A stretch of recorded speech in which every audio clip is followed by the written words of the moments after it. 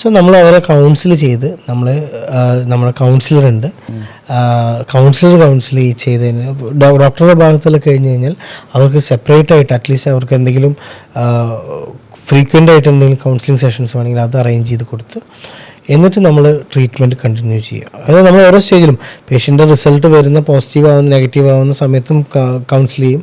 Counselling സ്റ്റാഫായിട്ട് അവർ സംസാരിക്കും. പിന്നെ എല്ലാം നമ്മളും പേഷ്യൻസുമായിട്ട് അങ്ങനെ തന്നെ സംസാരിച്ച് അത് പേഷ്യൻ്റ് എന്ന് പറയുമ്പോൾ ഫീമെയിൽ പേഷ്യൻ്റ് മാത്രമല്ല കേട്ടോ, ഇതിൽ തൊട്ടടുത്തിരിക്കുന്ന ഹസ്ബൻഡ് കടന്നു പോകുന്ന കുറേ കാര്യങ്ങളും കൂടി ഉണ്ട്. കാരണം അത് ചിലപ്പോൾ ചില സമയത്ത് അത് എക്സ്പ്രസ് ചെയ്തോളണമെന്നില്ല, പക്ഷേ അവരുടെ നമ്മൾ പേഴ്സണലി അവരുടെ അടുത്ത് നമ്മൾ ഇന്ന് സംസാരിക്കും. കാരണം ചിലപ്പോൾ മെയിൽ ഫാക്ടർ കൊണ്ടുള്ള പ്രശ്നങ്ങളൊക്കെ ആണെങ്കിൽ അവർക്കൊരു ഭയങ്കര മാനസികമായിട്ട് അത് വലിയ പ്രശ്നമായിട്ട് അവർ ഉള്ളിൽ കൊണ്ട് നടക്കും. അപ്പോൾ അതൊക്കെ നമ്മൾ അഡ്രസ്സ് ചെയ്ത് കഴിഞ്ഞാൽ കുറേ പ്രശ്നങ്ങളൊക്കെ നമുക്ക് ഓവർകം ചെയ്യാൻ പറ്റും. ആൻഡ് ഞാൻ പലപ്പോഴും കണ്ടിട്ടുള്ളത് നമ്മൾ നന്നായി കൗൺസിൽ ചെയ്ത പേഷ്യൻസിന് ഫെയിലിയർ ഒരു പ്രശ്നമല്ല, ട്രീറ്റ്മെൻറ്റ് ഫെയിലിയർ അവർക്ക് പ്രശ്നമല്ല, അവർ അതിന് റെഡിയാണ്, മനസ്സിലായി. അപ്പോൾ നമുക്ക് അവരെ ആക്ച്വലി ഒരു ബെറ്റർ ട്രീറ്റ്മെൻറ്റിലേക്ക് കൊണ്ടുപോകാൻ പറ്റും.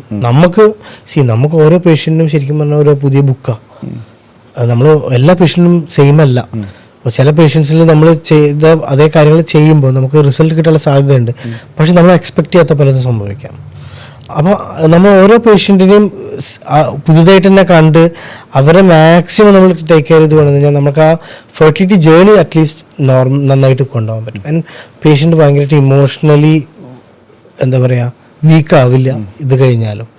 ചിലപ്പോൾ IVF ചെയ്ത് ഫെയിലായി, ചിലപ്പോൾ അവർ കുറച്ച് മാസം വീണ്ടും പ്ലാൻഡായിട്ട് നോർമലി ട്രൈ ചെയ്യാൻ റെഡിയാവും. And most of the time അതിൽ ചിലപ്പോൾ നമുക്ക് റിസൾട്ടും കിട്ടും. ഈ സ്ട്രെസ് എന്നുള്ളൊരു ഫാക്ടർ ഇതിൽ വലിയൊരു പ്രശ്നമാണ്. ചിലപ്പോൾ മേജർ ഇഷ്യൂസ് ഭയങ്കര സ്ട്രെസ്ഡ് ആയ കാരണം ഫാമിലി ലൈഫ് വളരെ മോശമാവും. ഇവർ തമ്മിലുള്ള ഫ്രീക്വൻസി ഓഫ് ഇവർ ഈ കുട്ടിക്ക് വേണ്ടി മാത്രം ട്രൈ ചെയ്യുന്ന ഒരു അവസ്ഥയിലേക്ക് വരും. അവരുടെ സെക്ഷൽ ലൈഫ് വളരെ മോശമായിരിക്കും. And they will start having problems with them, ഫാമിലിയുടെ പ്രഷർ കാരണമുള്ള പ്രോബ്ലംസ്. അപ്പോൾ ഇവരുടെ ഈ പ്രോബ്ലംസിൽ നമ്മൾ അറ്റ്ലീസ്റ്റ് അവരൊരു കമ്പാനിയനായിട്ട് ഇത് ഈ ജേർണിയിൽ കൂടെ പോകുമ്പോൾ അവർക്കത് ഭയങ്കര റിലീഫ് തന്നെയാണ്. And that will give you result, മനസ്സിലായി. ചെറിയ കാര്യം ഈ ഫെർട്ടിലിറ്റി ട്രീറ്റ്മെൻറ്റിൽ ഇറ്റ്സ് ഓൾ അബൌട്ട് പെർസെൻറ്റേജസ്. അപ്പോൾ നമ്മൾ ഇപ്പോൾ ഞാൻ നാളെ പറയാം ഒരു പുതിയ അഡ്വാൻസ് മെഷീനിൻ്റെ അവിടെ വന്നു പറഞ്ഞാൽ ആ മെഷീനിൽ 100% റിസൾട്ട് തരാൻ പോകുന്നില്ല. എൻ്റെ അവിടെ കിട്ടുന്ന റിസൾട്ടിനെ ഒന്നും കൂടി ഫൈൻ ട്യൂൺ ചെയ്യാൻ എനിക്ക് പറ്റും.